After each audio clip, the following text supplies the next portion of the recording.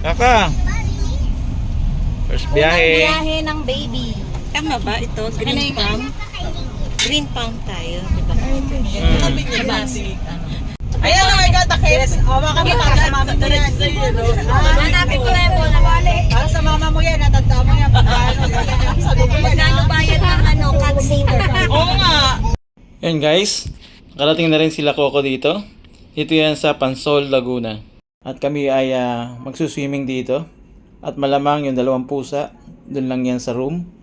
Dahil marami rin mga pusang gala dito sa labas.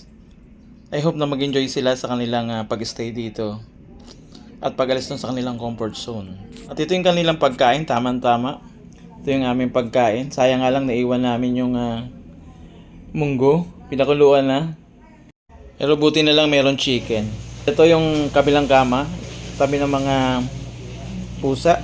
Ay yung mga dalaga. First time ni Coco na sila ay lumabas.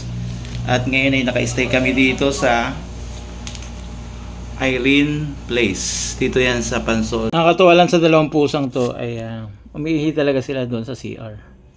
Kanya nga lang yung aking kapatid ay hindi nakatulog dito. At ayan, kinabukasan, pauwi na kami.